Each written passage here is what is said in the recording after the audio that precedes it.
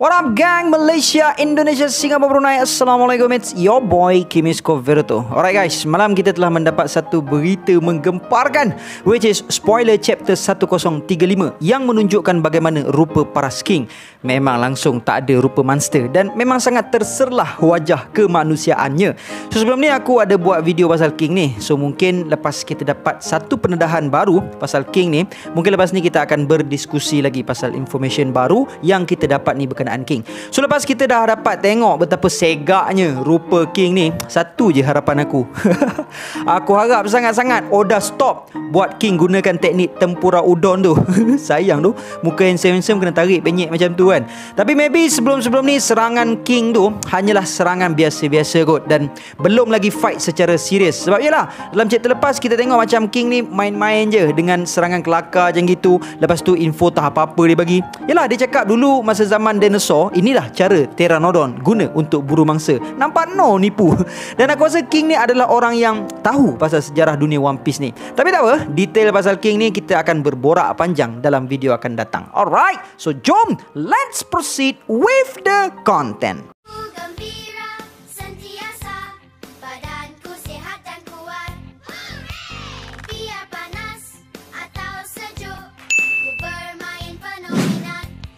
Alright, chapter 1035 bertajuk Zoro vs King, dan di cover page kali ni kita akan mendapat satu limited cover series number 25 dengan tajuk Running Away from Whole Cake Island, which is sebuah siri cover story yang memaparkan the untold story dalam anime, kisah pasal Germa 66. So kalau tak silap aku dah 40 chapter dah kita sendu tanpa cover story dalam cover page manga ni. Last cover story yang Oda bagi kita pasal Kepon Gang Beji Oh My Family kan. Dan aku nak remind korang, cover story ni sebenarnya adalah rujukan canon, okay? So apa yang berlaku dalam cover story ni boleh digunakan sebagai reference untuk berteori. Alright, dalam chapter 1035 nanti kita didedahkan bahawa serangan Sanji dalam chapter lepas adalah mencukupi untuk menewaskan Queen, yang mana aku tengok dalam grup Telegram Scoveto Fleet ramai yang kurang bersetuju pasal ni. Dan aku sendiri rasa macam tak nak pertarungan antara Sanji versus Queen tu tamat secepat ini. Yes, of course kita nak Queen kalah, tapi kalau boleh tu for me lah, aku nak battle diorang tu panjang lagi sebab aku nak tengok lebih banyak lagi kemampuan dan kekuatan Sanji. Satu, dan disebabkan Queen sebelum ni banyak duk petik pasal Josh, Dr. Vegapunk, eksperimen. So aku berharap kalau pertarungan diorang lebih panjang, mungkin Queen akan ceritakan lebih lanjut pasal benda-benda ni. Dan aku nak sangat-sangat nak tahu pasal kumpulan match tu tau. Ni perkara yang kedua yang aku nak tahu daripada pertarungan diorang tu. Dalam chapter 1017 Queen ada petik pasal ni.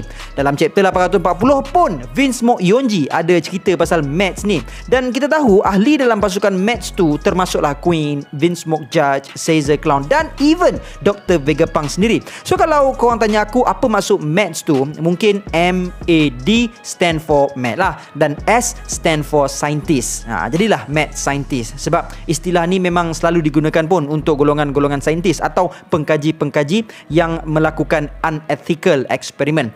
Dan dalam 4 orang saintis ni kita dah boleh tengok masterpiece diorang masing-masing secara individualnya. Dr. Vegapunk dengan pasifistanya dan in future SSG-nya kan. Lepas tu Caesar Clown dengan eksperimen menggergasikan manusia, Josh dengan eksperimen cloning dan human modification seperti mana yang dibuat dekat anak-anak dia lah. Queen pula menghasilkan virus yang mampu untuk memberi tindak balas mutation macam Ice Demon dia sebelum ni.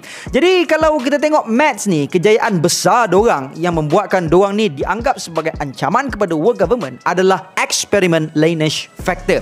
Dan kita boleh tengok dah pun setiap dari dorang mengimplementkan dalam eksperimen dorang masing-masing kan. So that's why lah aku tertanya-tanya, kalau Mads ni masih ada, tak tahulah apa yang dorang boleh hasilkan daripada eksperimen Lineage Factor tu kan. Dan apa ultimate mission dorang untuk eksperimen tu. So that's why lah aku tak nak pertarungan antara Queen dengan Sanji tu habis awal. Pasal aku nak tahu perkara ni.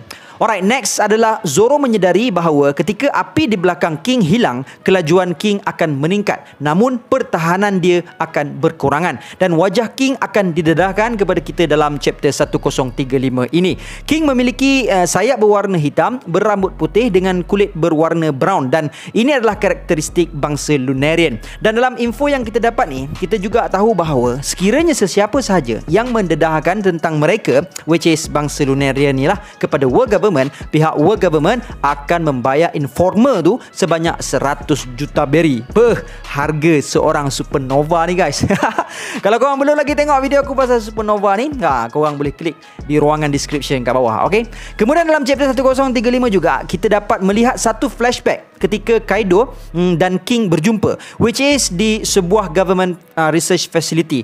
Aku tak sure sama ada dalam chapter ni bila Oda merujuk kepada government research facility tu merujuk kepada Panghazard, dan adakah Mats yang aku sebutkan tadi tu berpusat di Panghazard. Sebab info yang kita ada adalah Kaido pernah ditangkap oleh Marine dan Vegapunk berjaya mengekstrak sampel lineage factor Kaido untuk mereplikasikan Devil Fruit Kaido, dan Devil Fruit buatan Vegapunk tu akhirnya dimakan oleh Momonosuke. So mungkin tempoh Kaido ditangkap tu maybe around 38 hingga 40 tahun dahulu, which is maybe around incident God Valley. What?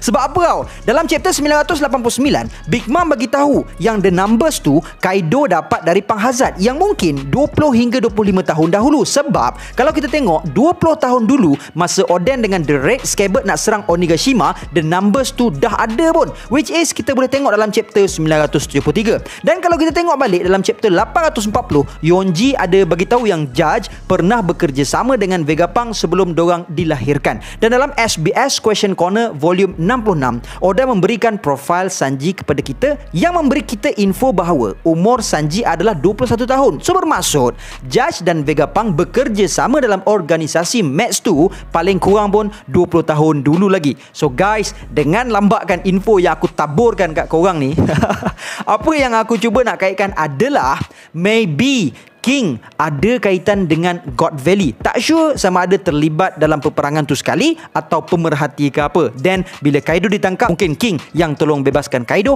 dan disitulah diorang berjumpa dengan Queen.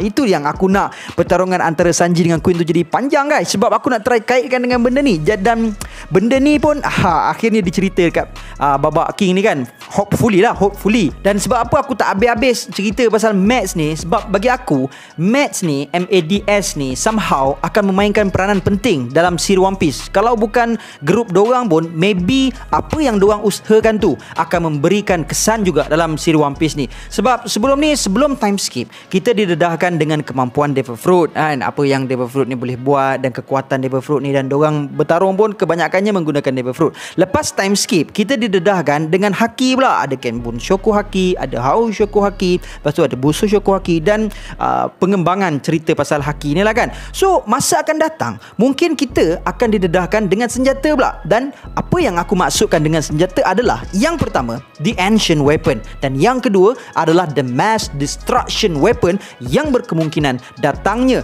daripada keempat ahli Mats ni. Dan dalam flashback tu juga Kaido ada bagi tahu King yang dia nak set up pirate crew dan mengajak King untuk teman dia. Lepas tu King tanya, adakah kau akan merubah dunia ini? Lepas tu Kaido cakap dengan yakin kerana hanya dia sahaja yang mampu untuk mengubah dunia ini. Lepas tu King dengan Kaido meninggalkan research facility tu dalam keadaan mereka melihat facility tu terbakar. Dan dalam spoiler ni juga kita akan tahu yang nama sebenar King adalah sama ada Arbel ataupun Albert ataupun Albel. Setelah daripada flashback tu, pertarungan kembali bersambung. King telah menggunakan serangan yang bernama Omori Karyudon, manakala Zoro menggunakan serangan baharu yang bernama No Santoryu. Dan dikatakan Santoryu yang ditulis perkataan kanjinya itu memiliki dua maksud, which is King of Hell 3 Sword Style, satu lagi King of Hell 3 Dragon Sword. Maybe King of Hell tu merujuk kepada si Enma tu lah kan.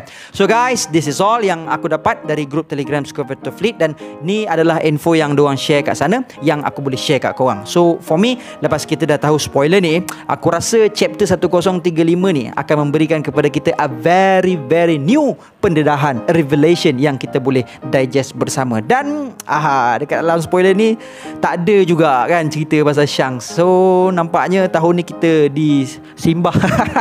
Nampaknya tahun ni kita dikencing lah guys. Tak ada cerita pasal Shanks. So guys, berkenaan dengan spekulasi aku tadi, aku tak cakap yang spekulasi akurasi aku tu betul. So korang boleh bagi pendapat korang. Okay, finally all the information are going to come together. Akhirnya segala-galanya bakal terhubung. Tapi aku serius rasa yang Kaido tu ditangkap masa God Valley incident. Alright guys, sebelum aku end video ni, aku nak buat pengumuman sikit kepada golongan muda, terutamanya yang sedang sihat walafiat sekarang ni, supaya dapatkan perlindungan takaful. Ramai dah golongan artis yang bagi kesedaran dengan kepentingan medical card dan hibah ni, macam Eliana, Abby Yus. Sebab apa tau, kalau kita tak ada perlindungan takaful ni, kalau in future kita sakit ataupun apa-apa benda berlaku kat kita, kita terpaksa guna saving kita. Tak pun terpaksa buat loan bank yang belum tentu lulus, ataupun terpaksa pinjam dengan family kita. Tapi sampai bila kan? Jadi hari ni aku nak buka peluang kat korang. AIA Takaful sekarang buat offer caruman pertama secara percuma. Maksudnya bulan pertama korang tak payah bayar, korang just bayar bulan kedua dan seterusnya. Dan medical card bermula dengan RM150 untuk cover korang tahunan bernilai RM150,000 dan akan renew setiap tahun. Hibah pula RM50 untuk hibah RM50,000. So kalau korang berminat untuk dapatkan perlindungan ni, korang boleh WhatsApp Sabri, my brother. Link WhatsApp dia aku tinggalkan di ruangan description kat bawah. Okay, alright guys, so that's all I have untuk perkongsian hari ni. And until then my gang, there is no God except Allah. Assalamualaikum warahmatullahi